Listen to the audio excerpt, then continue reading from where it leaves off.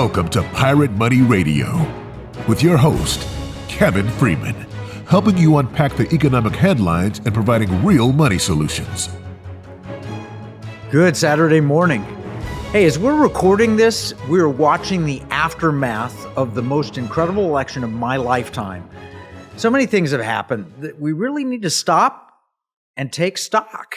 And never before, like 4 years ago, never before had we had a president twice impeached, or claims of massive voter fraud, or what they called an insurrection looked kind of like, grandma walking through the Capitol building on January 6th, and we had this big commission in Congress, and we deplatformed a president from social media, which is kind of amazing. Then we had a new president that came in, and that new president who came in, he was forced to withdraw from the race when he was running for re-election, and he was replaced by his vice president who hadn't won a single primary, hadn't even gotten a single primary vote. It's just a really unusual time. She was considered the worst vice president in history, worse than even Dick Cheney, who was the second worst vice president in history, who, by the way, endorsed. I mean, there's so many unusual things that have happened, including 2 assassination attempts, one of which shot the president's ear. It's just unbelievable what we're dealing with. Lawfare, a raid on a former president's home, all of these charges that were brought up that'll probably be quickly dismissed. It's crazy. And then President Trump, through all of that, had probably the greatest political comeback in the history of the United States, winning not only the Electoral College, but also winning the popular vote, which is something a Republican hasn't done in quite a while. So we're going to talk about all that. And joining me this morning is the great Mike Carter, terrific friend. We're going to be talking analysis of what happened in the election, and we'll be talking about how we plan ahead for what we ought to be doing with that. Welcome, Mike. It's just exciting to be here today after this week and seeing really the historic events that have happened this week. If you care about liberty, security, and values, I believe we are on a path to reinforce those things. And some of the pundits I've seen speaking throughout this week, the election coverage, it's been interesting. It's been fun to watch and see the different views. And so it'll be good today to just kind of talk and get your perspective on what you saw. Were you as nervous as I was going into that? I mean, I watched every state, and I was expecting ballot drops. You know what? She won fewer black voters than Biden. She won all of these things, but you know what she really didn't? She had 15 million fewer ballots dropped in the middle of the night. Yes. I kept watching that. Are they going to bring in mail-in ballots? What's happening here as we saw more and more states, more and more counties turning red? It was fun. I like to watch through the different channels, whether it's MSNBC, CNN, Fox News. Good to get perspectives from all sides. But I thought this stood out from Van Jones. This is a shock. The Republican Party is now a party of multiracial working class. The federal government is not at the front of this fight anymore. That's coming from Van Jones. That is an amazing statement. Trump has formed a different coalition than ever before, and I'll tell you what happened. In my opinion, we faced a color revolution in America. Communist Marxists had planned to take over our nation, and they'd attempted to do it. They used COVID as the excuse. They won the election in 2020, but the American people rejected that. They rejected it based on liberty, security, and values. And the theme that kept going through my head, Mike, was Goliath's head has been chopped off. Nobody was willing to stand up to him until Donald Trump, who was David, yes, and chopped off that. That does not mean there aren't other giants out there. David had cut off Goliath's head, but there were 4 other giants. He had 4 brothers. And then it was up to the Israel's army to chase out the Philistine army and put them to flight. And I think that's where we are right now, is we have to chase out the Philistine army and the color revolution. Yeah. So it's not a matter of, I think many people fell into this trap in 2016. Okay, well, Trump won. He's aligned with my values, so I can just sit back and watch him do his thing now. It's not going to be that way. We've got to all be taking our part and doing our part with this. No, and it's a coalition. It's the Elon Musk coalition, former Democrat. It's RFK Jr. coalition, and Naomi Wolf, who we have coming up next week, I think, on this program. Yes. It is all of those things, and it's young people. And I think young people jumped into this fray.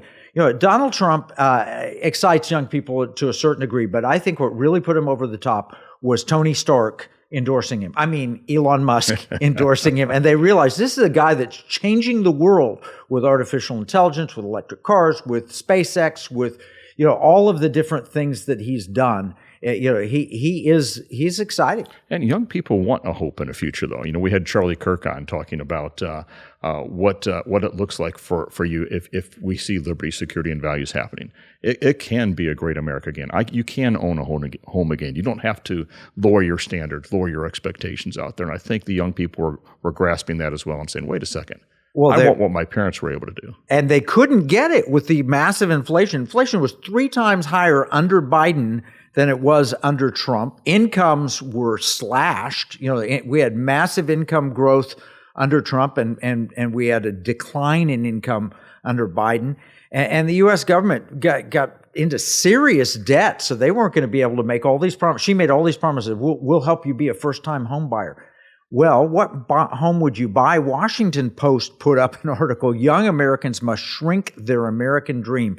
How many people want to buy a townhome rather than a home with a yard and puppy and all of that? Right. No, it all plays into it, and everybody wants to have that vision for what America was built around. And I think we're seeing people realize that can be real. We don't have to do with less. We don't have to change our expectations. We need to make America great again, as Trump likes to say. Well, that's what we were founded upon. And we're not headed that direction. I mean, I woke up the morning, election morning, I woke up, took a friend to breakfast, and when I got my bill for what would have literally been $20 or $25 for the two of us 3 or 4 years ago, it was $55. $55 for 2 people to have eggs and coffee and toast. I mean, this is just nuts. And that was at a standard breakfast. I wasn't going to the Ritz-Carlton. It would have been $200 at the Ritz-Carlton. One of the shows I was watching post-election was, this is the post-COVID inflation. There's nothing that Kamala could have done about this post-COVID inflation. And we've seen other political parties lose because of this. But it's not post-COVID inflation. It's policy that causes this stuff to happen. It's Post-Inflation Reduction Act inflation. Exactly. I mean, they literally called their signature economic plan, Bidenomics, the thing she wouldn't have changed. One thing she said, they called it the Inflation Reduction Act, and yet that was the cause of the inflation that we're facing. Yes, yeah. And you start to look at that, and then that gets back into mandates. And so then the other thing that I was hearing from some of the pundits out there was, is this administration going to overplay their mandate? Well, it appears when you look at the number of red counties out there, there is a mandate. We saw probably Biden overplay his mandate, but then they were worried about what's this going to mean to a green economy out there, and if we lost that, what do you think is going to happen? The idea that Biden thought he had a mandate was because he had 80 million votes, 81 million votes. No candidate in history has ever gotten that many. There's something really funny about that number. I'm not saying it was fraud, but it was because everybody was sequestered in their homes and they were sent mail-in ballots without any signature verifications and all that. There was a lot of mail-in ballots circling around that aren't necessarily accounted for from that perspective. And if you look at the elections, the 2 elections before that was 60, 65 million, 80 million. Now I guess I see Trump's climbed up to about 71 million to the popular Trump vote is now. about where he was. Very similar to where he was 4 years ago, but Harris dropped 20 million ballots, 20 million lower. I don't know. There's something. It was 60 million. I think this is where America is. 71 million that believe in liberty and 60 million that believe in government, in government control. All right. The government's spending as much on debt service as they are on defense. People are looking at that, the dollar's being questioned, but the stock markets roared in response to the announcement that Trump had won and won decisively. There's not going to be any questioning, and she conceded the race. So on a liberty basis, economic liberty, personal liberty, I think we are seeing a big move positive move with the Trump administration. All right, we'll take a break. When we come back, we'll talk about security.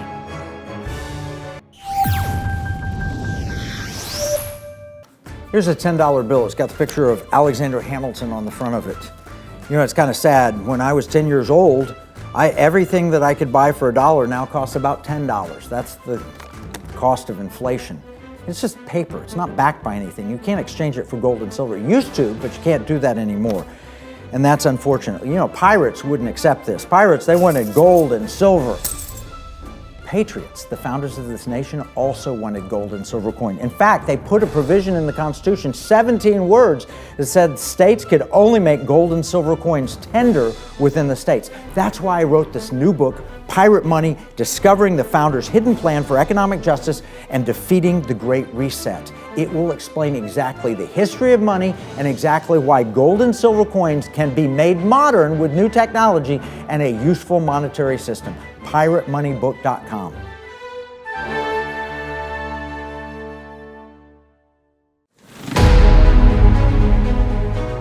Welcome back to Pirate Money Radio with your host, Kevin Freeman. Yeah, and we're talking this morning about the election and the implications it has for our lives. We broke it down into 3 areas: liberty, security, and values. And then we're going to talk about some things that we'll be doing going forward that I think will make a real difference in our country in all 3 areas: liberty, security, and values, if we get our pirate money legislation passed in the states. But let's start with the whole notion. Mike, did you see California, blue California, repudiate George Soros and all the things that Kamala Harris, when she was the number 1 cop, right, in California, and she got this proposition put in place, Prop 47, passed in 2014 when she was the Attorney General. Did you see what California did to that? Yeah, I saw they reversed it, and she didn't want to come out and say how she voted on that, which I thought maybe she'd come out post-election now. I don't know. But. She really couldn't. She couldn't come out because she had supported it when she was the Attorney General. It was passed on her watch, and it passed with, and now it was a disaster. She couldn't come out and say she supported repealing it. She couldn't come out and say she supported keeping it. I mean, it was a disaster. It had, what is it? If you stole something less than $950, it was just a misdemeanor and nobody would even try you. They wouldn't even arrest you. And so people were just walking into Walgreens and just grabbing stuff off the shelf. Everything's on sale. Yeah, walk in. Nothing can happen to me. It's crazy policy. But, we saw a lot of strange policies as it relates to security out there, economic security, personal security, all that stuff. She was proposing unrealized taxes on unrealized capital gains. I mean, talk about taking away from any type of feeling of economic security. That would be a concern. Oh, my gosh. Do you know what that do to a family? If you owned a farm, a family farm or a family business of any kind, and it happened to go up in value, not in real terms, not when you could actually sell it, but you get your property tax statement on your house, and it's all of a sudden your house is worth, do you really believe it's worth the numbers that they tell you? No. And so they do an appraisal and they say, well, your business is worth X number of dollars. Well, how are you going to pay that tax? You sell off just a chunk of the business? How are you going to get the money to pay off the gain? And then you'll never be able to grow your business. Yeah. People will not want to start new businesses. It's going to hurt corporations. It's going to hurt entrepreneurs. It'll hurt the stock market, but they're not doing it. Trump is no way he's doing that. Thank goodness. But then if they didn't get that, then they also said, well, we got to take these price controls and control what happens in the markets out there. We've seen that doesn't work either. Yeah, no, economic security, I think we've got a big win. But I think the number one issue, inflation may have been the number one issue, but what's the other possible number one issue? Immigration. The border. Yeah, no question. The border. So Texas is actually preparing for a potential border surge after the election because look what's happened under Biden-Harris era versus Trump era. The average monthly border crossings during Biden's administration with Harris as the border czar, whether she denies it or not, she was the border czar, 238,363 according to the U.S. Border Control, versus during Trump, it was 62,030. So they quadrupled the number of people crossing the border. And a bunch of those were military-age males. Yeah. Again, thinking through on some of the pundit commentary the other day, too much abortion wokeness, not enough focus on immigration, inflation, economy, and the crime. All those are kind of major security issues that they just kind of left off their what their proposals were, their policies. Here's what I believe happened. There's hand wringing among the Democrats now. We went too far. Mm-hmm. We tried too much, and the people rejected it. We've got to do it slower. What they did was the frog is in the kettle, and they turned it from 120 degrees to 400 degrees instantly, and he felt it, and we jumped out. Yeah. And I heard over and over again from those speaking about Democrat policy at the time, they weren't listening to pain points. I mean, this is marketing and branding 101, understanding your customer, understanding who's voting for you, understanding who's buying your product. And they did not address any of those pain points. They ignored them and said, no, believe your lying eyes. The border is secure. Nobody's coming across. Well, I see them coming across, and Governor Abbott did great things when all of a sudden he started taking all these illegal immigrants that were in Texas and saying, well, let's put them in some other states out there. But here's the thing. Texas, I mentioned this earlier, Texas braces for a potential border surge after the election because they know that unless the border's closed, they know under Trump it will be closed. So if you're trying to get in, you're coming right now. Yes. Well, that could be a little concerning security-wise. I mean, we still don't know who's coming across. And is there going to be a surge? Is there going to be some even not so good terrorist folks saying, all right, now's the time to get in. I got to get in. And once you get it, we had John Guandolo on this program, and he was talking about the risk that the people, when is 0 hour? Maybe it's when you're not going to pull 0 hour when the border's open and you can keep getting more people in. You're going to pull it when the border gets closed. So that is something that we're going to have to watch out for from a security standpoint going forward. But I say overall, I'm willing to close the border and take that risk rather than allow another 10 million undocumented people. Did you notice Harris, though, in her closing argument, she got out there, distanced herself from Biden. In fact, she didn't even really thank President Biden much at all in her concession speech. She distanced herself from Biden. She sent out her surrogate, the governor of Colorado, who came out and said, this is a new era. We get rid of Trump and Biden, and it's a new era. From the woman who said she wouldn't change a single policy. Well, in the closing days of the campaign, she was saying things like, if you're here unlawfully, I will deport you. Wait, what? Why are they here unlawfully? She let them in. Yeah. It defies logic. There's no logic behind any of what happened, other than it's logical that we saw the groundswell support that we did in this last election. Yeah. Well, let's talk about security from another standpoint. You mentioned economic security. How about energy security? Oh, yeah. Pennsylvania on the board there heavily, and we saw that play into it.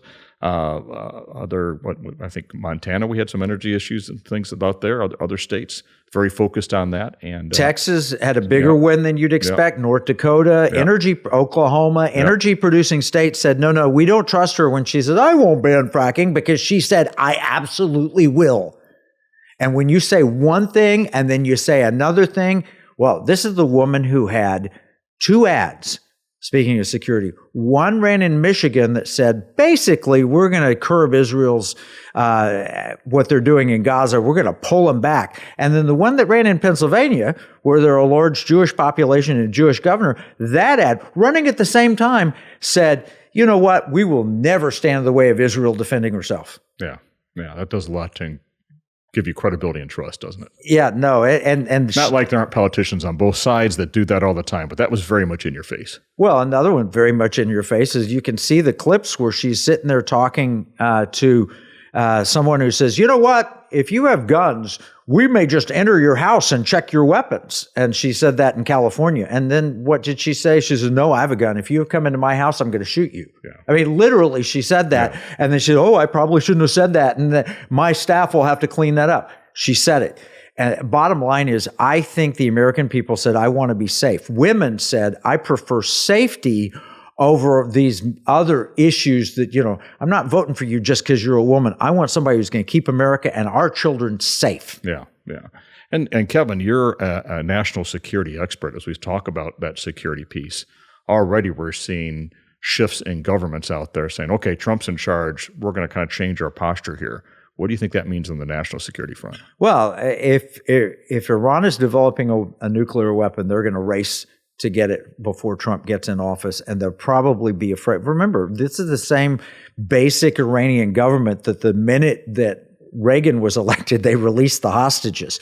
I would not be surprised to see Hamas releasing hostages and saying, finally, I mean, Trump got a big proportion of the Muslim vote because they say we want peace in the Middle East, and Trump has got the best path to get it. And the best path to get it is not the concessions that Biden was put. I mean, he was talking out of both sides of his mouth. Harris was talking about out of both sides of her mouth. Trump is serious, and he means, I want to get a fair deal for both sides, and let's get this done. Yeah, and I heard Ukraine and Putin and Russia both saying, we're willing to talk now. So it'll be interesting to see what happens with that. Yeah, and don't give me this that Trump is beholden to Putin or the Russians put him in power. I don't want to hear any of that nonsense. That wasn't true 4 years ago, or 8 years ago, I guess. It isn't true today. Putin did not put President Trump in power. Who did? Hardworking American citizens put him in power, and he knows who he owes allegiance to. He always has that allegiance. Yeah. And the Middle East, we're seeing Saudi Arabia kind of reaching out now. Other people are saying, okay, we need to kind of keep an eye on what's going on. And people are posturing with this new type of leadership, which reminds me a little bit of the Reagan era, is that peace through strength. And it works. Yeah, I wish Trump had a little more of Reagan's personality and likability and so forth, but he does mean business. And I'll tell you what, it is hard. I'm looking at this Newsweek article that came out earlier this year, August of this year. Biden nuclear security official called for queering of nuclear weapons. No more of that nonsense. If you're Putin and you see that article in Newsweek, you're like, oh, these guys are soft. We gotta attack them. If you're Iran, if you're anybody, Trump will get in and say, no, a nuclear weapon, I don't care what its gender is. What its pronoun is. It doesn't matter. We have them, and we will use them if we have to, and we hope we never do. Yeah. I mean, I don't think he is in no way a warmonger. But he is not going to put up with garbage. Yeah, and I expect. Well, wait a minute. I take that back. He put on the safety vest. He's cleaning up the garbage. He is cleaning up the garbage. Hopefully, we'll see that happen in D.C. Yeah. So we're looking at Second Amendment gains for owning your own firearms and maintaining the Second Amendment. We're looking at a rebuilt military that's not on wokeness. I imagine he's going to clean house. We talked to Alan West in the Economic War Room, and he said he's going to clean house with admirals and generals who are all political beings that didn't care anything about the security of the United States. They were globalists, and they liked their padded payrolls. Yeah, as he appoints those cabinet people to commissioning, because they were the ones that said, well, we're going to be the guardrails. We're going to keep Trump on a track here. And literally they said, hey, we're going to confer with each other before we let Trump do anything that we don't agree with. That's not constitutional. I would love to see Alan West in the Trump administration, wouldn't you? Oh, yes. And we talked with Michelle Bachmann, too, and you know what? I think Michelle Bachmann is the ideal person to be ambassador to the United Nations. She is one of the most popular Americans in all of Israel, and she would clean house. You know, she had a ministry of the United Nations with her friend Jim Garlow. Yeah. Yeah, no, fabulous person, and it's going to be so much fun to see the team that Trump puts together this time, especially with the knowledge of what he had in those first 4 years in 2016. What did he learn from that? How does he build his team this time, and what do they do? He absolutely learned from that. He's got to have loyalty, but he doesn't want uniformity of thought. He's willing to bring in RFK Jr. He's willing to bring in an Elon Musk who may disagree with him on some issues. Look, we have an exciting 4 years ahead. We got to get there and be safe. And part of that is protecting our values, which we'll talk about right after this break. In uncertain times, finding stability in the economy can feel challenging. But what if you could navigate economic volatility while honoring your biblical values? At Timothy Plan, they believe this balance is possible. Timothy Plan filters its volatility-weighted ETFs and family of mutual funds through a biblical pro-life and pro-family lens, so you can see competitive returns and moral responsibility, helping you to weather the economic storms. With Timothy Plan, align your investments with your values while adapting to our ever-changing culture. Since 1994, Timothy Plan has been recognized leader in biblically responsible investing. Timothy Plan, your bridge between faith, finances, and the future. Visit timothyplan.com or call 1-800-TIM-PLAN or 1-800-846-7526. Investing includes risk, including possible loss of principal. Before investing, carefully consider a fund's investment objectives, risks, charges, and expenses contained in the prospectus available at timothyplan.com. Pirate Money Radio, helping you give, spend, and invest in ways that align with liberty, security, and values. Welcome back with your host, Kevin Freeman. Yeah, and I'm joined this morning by Mike Carter, and we're talking about liberty, security, and values in wake of the 2024 election. Man, things are going to be different from a liberty standpoint, a security standpoint. And one thing on security that we didn't cover is the idea of the government bursting down your door and weaponized FBI pointing guns at you and saying, hey, you buddy, you prayed in front of an abortion clinic and you impeded people getting an abortion, you're under arrest. That's a bit concerning, but what drove that home was that famous squirrel, Peanut. Oh, my gosh. I mean, I think that was literally a reality check. I mean, to put the resources they put behind that and then euthanize Peanut, crazy. I mean, no, but it woke America up. But not just Peanut the squirrel, but also the raccoon or something. Freddie the raccoon as well. And that goes to values. Are our values to be good to the environment, to be good to our animals, friends, and such? You know, I want PETA to come out and just attack New York for that. PETA needs to say, what are you doing? I mean, that guy had literally taken a baby and turned it into a pet for its safety and security, to protect the animal. It couldn't go back in the wild, got separated from its mom, and looked like he had a great relationship with the squirrel. Yeah, no. So the squirrel was enjoying life until the government came in. That hits all three: liberty, security, and values. Liberty, should you have the freedom to adopt? If he was a professional too, I'm not saying everybody should go find an animal in the wild, bring it home. This was a baby animal, and this was someone who has a rescue operation that rescues animals, and it was the only, and it was very popular on the internet. And then security: somebody burst down your home, arrested you because, or detained you because you had a pet squirrel in your house. And then values. Where are American values? That doesn't fit with American values. You know, and here's another one. This was a big one. They tried to make this the number one issue in the campaign. Trump was talking about border security. He was talking about inflation and the American dream, and he was talking about free speech. What was the number one value of the Harris campaign?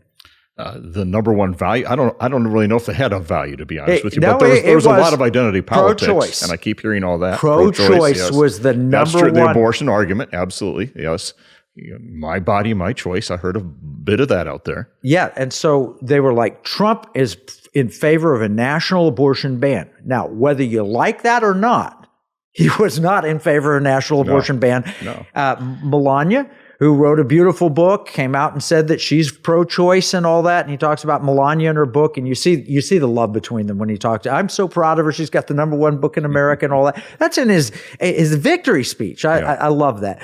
No, but we saw it made it. It is state choice, and we saw it on the referendum. I think 3 states passed something that let the abortion still move forward. That loosened abortion restrictions. Yeah. And one state, which was Florida, actually rejected this thing that would have been like Minnesota. I mean, let's be honest.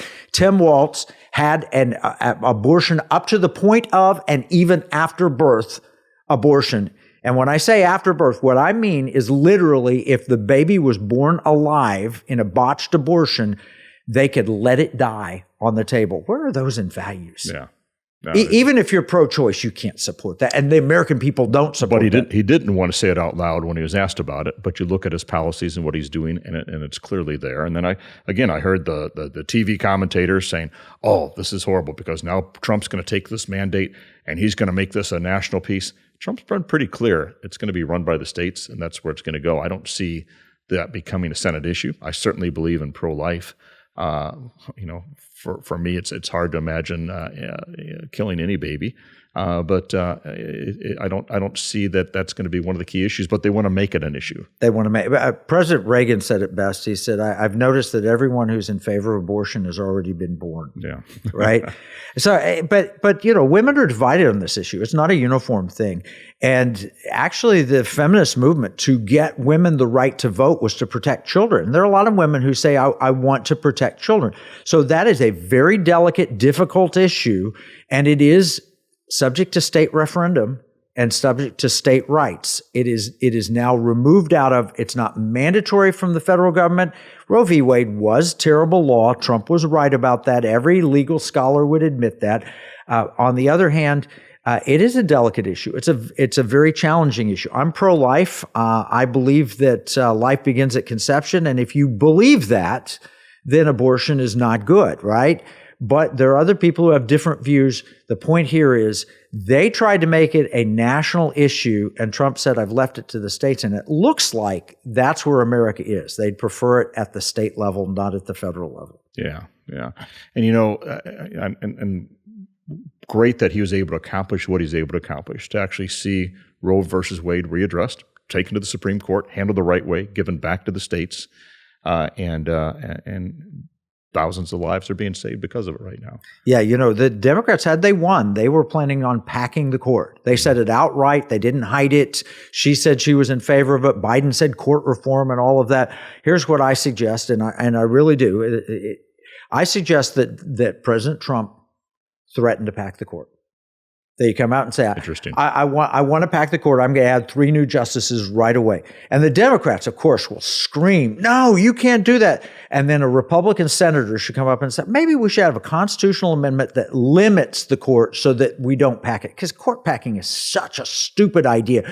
The next time you have a different president, they'll pack it and put, we would have 150 members of the Supreme Court if we allowed court packing. Or worse than that would be one party rule forever. And I do not want Republican Party guaranteed rule forever. I think you have to have at least 2 parties so that you can have an opposition to keep people in check. Yes. I'm not in favor of the Republicans setting the rules so the Democrats could never, ever win again. I don't like that idea. That's a real solution. I love that. I hope we can get that message up to the thought leaders up there to get that done. I think you'll figure out a way to do it. Can you imagine the Democrats that was just, oh, no, you can't pack the court. No. They would support the amendment, so we'd have bipartisan support. We'd pass it. We'd have 9 justices, and we'd stick with that. And I think that would be good for America. That's good. And I saw Senator McConnell, to his credit, says he wants to continue with the filibuster, so he's not going to give that up, but they wanted to give that up again too, if they had control, so they could just ram everything and through. They want to make Puerto Rico and D.C. states. They want to do all kinds of things to guarantee. I don't want that. I wouldn't want to divide Texas up into 5 states so that we had 10 senators either. I don't like that idea. All right, so let's talk. We're talking values. Abortion's one.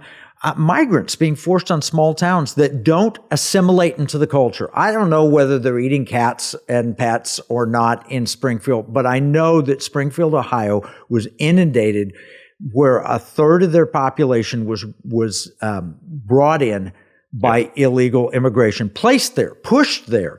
And they were flown there, so they weren't illegal. They were through some stupid provision that allowed them to fly them in, but they were not citizens, and they were not made changing citizens. The culture, changing the school system, public services, housing costs overnight, and those people, and this has been proven out, those people that are living there saying, I need to move now. I mean, this is not a place that you can't change things that quickly overnight. There's a reason we have legal immigration. There's a reason we have these laws so that we can build the right infrastructure. We can have that melting pot of values and so forth, unless you have a different plan, which is just upset the system and overload the system. That is Cloward Piven's strategy, where you literally let people in to overload the system. I believe in legal immigration. I think there are a lot of wonderful people who want to be a part of the American experiment that is a constitutional republic that elects its officials through democratic means, where people have freedom and liberty and opportunity to build and run businesses and raise their families according to their values. Look at Elon Musk, perfect example, right? Look at the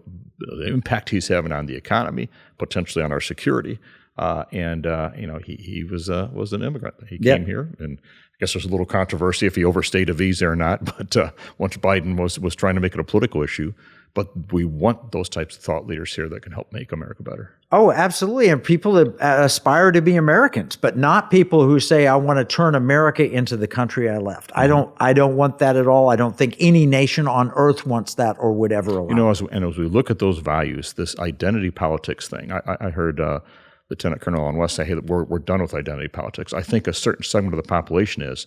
I don't think the media is. I don't think that the folks I heard in the Democratic Party are ready to give that up. I was watching the View. Yes, I watched it just because I knew we were going to be talking about what people are saying out there.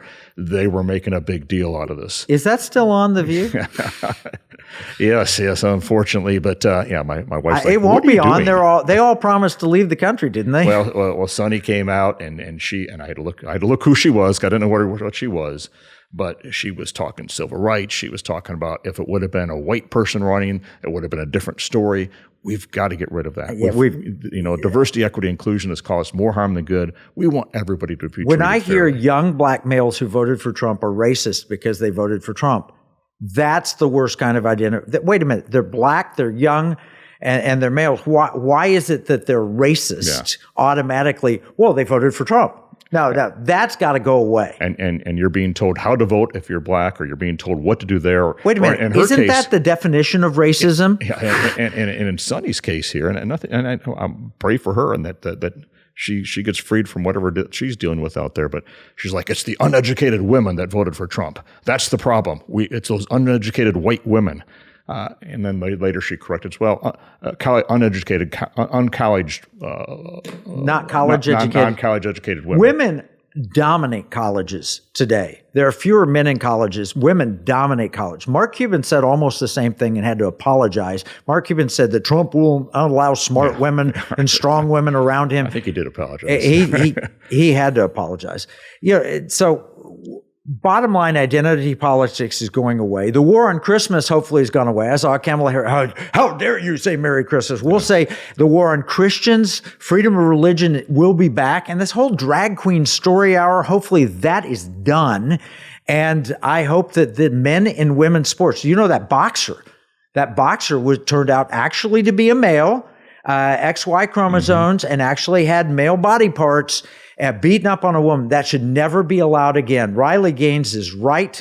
We ought to have women's sports for women. Women ought to be respected and honored, and men ought to be respected and honored. This is nonsense, this gender politics. And these are the types of ideas I saw even white suburban women, 51% for Trump, even white suburban women who the Democratic Party thought they owned that wasn't the case, because people are seeing this cultural disconnect here. Nobody should own anything. They ought to compete to get the votes of individual Americans, not, if you ain't black unless you're voting for me. No. And we had Donna Jackson on the Economic War Room where we talked through a lot of these issues. We've got to end DEI and ESG, which is harming minorities. It's not helping them, and it's harming our economy. It's harming, liberty, security, and values, all three. All right, Mike, we got one more thing to talk about in segment 4. Where are we with pirate money legislation, and what does the Trump victory mean for that going forward? We'll be right back. The spirit of patriotism has prevailed. The battles may have changed, but the values remain the same. Today, in 2024, we find ourselves at a pivotal moment where the call for unity, freedom, and a better future echoes louder than ever. For more than 10 years, Patriot Mobile has been committed to supporting the values that make our nation great. With affordable plans and reliable nationwide coverage, Patriot Mobile is not just a wireless service. It's a call to action for those who believe in the American dream. Because this year is not just any year, it's the most important year since our nation's founding. Choose a wireless carrier that shares your values. Choose Patriot Mobile.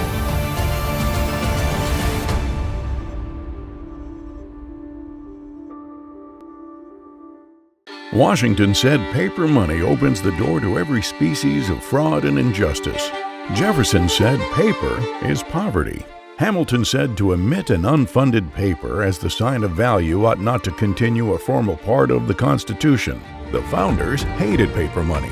So they put a pirate money clause in the Constitution for our state to use.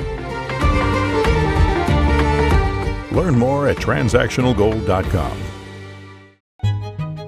Pirate Money Radio, helping you give, spend, and invest in ways that align with liberty, security, and values. Welcome back with your host, Kevin Freeman. Yeah, we've been talking about the election and how it's going to impact liberty. I think it's going to increase liberty. I think it's going to increase security. I think it's going to benefit values. I think all three, but we still have some serious problems. One of the problems is $36 trillion in federal debt and the interest off the charts. How do we address that? What can Trump do? I'm hoping Elon Musk can get in and cut the size of government. I mean, he did it with Twitter, 80% firing, and X runs better than Twitter ever did. And they're not, because so many of those people were woke nonsense, or they were there only to suppress free speech. Yeah. But we're still clicking along. And until we see this kind of disruption of how do we get more efficient, how do we get rid of the bureaucracy that exists out there, $1 trillion in debt every 90 days. And that means we're going to have to continue to print the money. And it means we've got to figure out how to have fair weights and measures. We've got to get this pirate money initiative going. And they only have 4 years under Trump. Hopefully, we get somebody else good after Trump. But 4 years under Trump to get the massive debt under control. Now, Milei's done it in Argentina, but it does not come without pain. For example, if you cut $2 trillion out of our federal budget immediately, a lot of people are going to lose jobs. And that means unemployment's going to go up. That's going to hurt. But I will tell you this.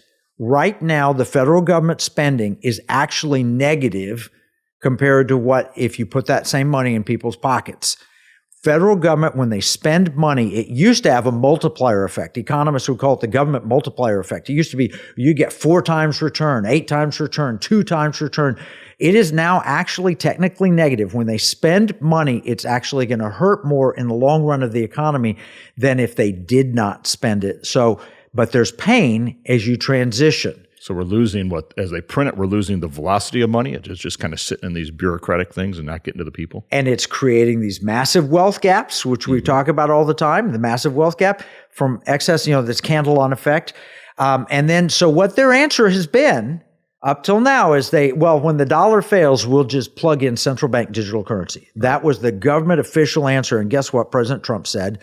No, I'm going to outlaw that. We will not do that. So here is Technocracy News, November 3rd. Failure pending central bank digital currency CBDC projects are foundering in Five Eye nations. Yeah. Well, we kind of knew that, implementing this and getting these nations to agree is not going to be easy. But they are still kind of agreeing to a settlement system, right? And different ways to go outside of the the dollar at this point. Yeah, well, all right. So you've got Canada and Australia shelving their plans for retail central bank digital currency. Do you know why they're doing that? Not because the technology doesn't exist. It exists perfectly and they can implement it now, but because the people do not want it. Yes. And so we're going to make COVID vaccines available to anyone in the privileged class. If you're older or if you have these health issues or whatever, you get that, and people lined up to get them. But when they realized people didn't really want them, what did they next do? And they mandated it. Exactly. Yes. And we'll see that same path. That is the path that is intended today, is the mandate of central bank digital currency. So they put it on the shelf to bring it back as soon as they can, and they put it on the shelf for a financial or economic crisis. Yeah, and we're still, and not just us, but you look at China, you look at the global debt around the world, you look at the central banks that are buying gold as a hedge against something coming up. There are still some, threats on the horizon that are pretty precarious out there. And the intention is 90 countries 2 years ago had planned central bank digital currency, according to the Atlantic Council CBDC tracker. 2.5 years later, that number has increased to 134, representing 98% of global GDP. This is the ultimate dream. This is how we take over and never have to worry about elections again, because we control people through their money. And that is one world government, one world money system, and so forth. This is the big problem. And Trump said, I will not endorse or support this. But what happens if there's a financial crisis? Correct. And what happens after Trump? Trump buys us maybe 4 more years. We don't know what's going to happen after that. Maybe, but COVID caused him to shut the economy down. This is not Trump plans. Yes. There's no way Trump would close the economy, but it's 15 days to slow the spread. And then all these people surrounding him, like Anthony Fauci and others, Dr. Fauci, and they start pushing it out. What would they do if we have an economic crisis and they say, Mr. President, here's a solution we've worked out and the technology is good? Hopefully he knows better. I believe he does. I really, truly does. I don't think he's ever going to fall for that again. But what if something happened to him? Right. And again, what if there's a change? And we don't know what that's going to be. And the thing is to be prepared now and to make sure we're taking advantage of those state rights that we have in Article 1, Section 10 that allows for states to have their own legal tender as long as it's backed by gold and silver. I saw the crypto market is up with expectations that Trump is going to do something with that. But that's not in the Constitution yet that I've seen. Right. So we've got to continue to focus on this grassroots movement we're seeing across America. And I think that's one thing I was really excited about when I looked at the maps the other day, because all of a sudden you saw this sea of red all across the U.S. And I don't care if you're watching CNN, MSNBC, Fox News, there was there's red everywhere. And this was the counties. There was 1,000 counties that Trump was up 3% over previous, and 0 where Kamala was up 3% over Biden's previous records. That 3% was the small ships. Kevin, that's what you talk about all the time in Economic War Room. It's the miracle of the small ships. It's the people in the rural counties getting together with their friends and saying, hey, let's make this happen. And that's what we're seeing happen with pirate money out there, this movement across America in multiple states where it's people standing together to make sure their voice is being heard, to make sure this legislation is moving forward. But if we don't work together, if we don't stand together with one voice, it will not happen. This is our time. We have to strike while the iron is hot. Trump has a mandate. This is the time he wants to give power back to the states. Mm-hmm. He's said that publicly. He did that on the abortion issue and others. Money needs to go back to the states. Gold is actually a little cheaper because the world seems a little more peaceful. So the price of gold has come down, making it a little more affordable and making it a little easier to implement. But he got a mandate. In fact, even CNN, we've got a clip where CNN talks about how he actually got a mandate. Let's roll that clip. This is a mandate. He's won the national popular vote for the first time for a Republican, for the first time since 2004. This is a big deal. This isn't backing into the office. This is a mandate to do what you said you were going to do. Get the economy working again for regular working class Americans, fix immigration, try to get crime under control, try to reduce the chaos in the world. This is a mandate from the American people to do that. I think I'm interpreting the results tonight as the revenge of just the regular old working class American, the anonymous American who has been crushed, insulted, condescended to. They're not garbage. They're not Nazis. They're just regular people who get up and go to work every day and are trying to make a better life for their kids, and they feel like they have been told to just shut up when they have complained about the things that are hurting them in their own lives. I also feel like this election, as we sit here and pour over this tonight, is something of an indictment of the political information complex. I mean, we've been sitting around here for the last couple of weeks, and the story that was portrayed was not true. I mean, we were told Puerto Rico was going to change the election. Liz Cheney, Nikki Haley voters, women lying to their husbands. Before that, it was Tim Walz and the camo hats. Night after night after night, we were told all these things and gimmicks were going to somehow push Harris over the line, and we were just ignoring the fundamentals. Inflation, people feeling like that they were barely able to tread water at best. That was the fundamentals of the election. And so I think that both parties should always look at the results of an election and figure out what went right and what went wrong. But I think for all of us who cover elections and talk about elections and do this on a day-to-day basis, we have to figure out how to understand, talk to, and listen to the half of the country that rose up tonight and said, we've had enough. You know what? We need to stand up and say we've had enough. And, you know, we've been supporting things with our phones and our expenses and our money that are not good. There are only 3 things you can do with your money other than perhaps, you know, throwing it away. You can give it, you can spend it, or you can invest it. Here at Pirate Money Radio, we work to explain solutions that support all 3 areas in ways that support liberty, security, and values. Patriot Mobile a mobile phone company, supports the Pirate Money Radio program. Patriot Mobile uses U.S. carriers, including AT&T, Verizon, and T-Mobile, and operates on both Apple and Android phones. More information about the Economic War Room and Patriot Mobile is available at piratemoneyradio.com/AFR. That's piratemoneyradio.com/AFR. Now, I want to make it clear, we don't sell gold or silver here, but we think we should have sound money, and the little ships, the people who stand up and say, look, I'm tired of you printing so much money and making my bank account worth less from inflation. I want something that gives me liberty, security, and values in my money. And I think, Mike, what you're working on, how do you think this is going to impact our pirate money legislation? Well, I think people are going to feel empowered that they do have that one voice. And we saw legislators across the country, many of them have been busy, as I've been talking to them about transactional gold and silver, because they've been trying to get reelected, and they've been reelected, and they're ready to go. Some have moved from rep to senator, but excited to get this legislation moving forward as we get into 2025. And what I also heard, even from the left, was Trump does have a mandate. Now, they were hoping he doesn't overplay it. But they say there is a mandate out there, and that's the power of us all standing together with one voice. Yeah, no, that mandate is here, and it's our opportunity to strike while the iron is hot. Let's go back to the original analogy. Goliath's head's cut off.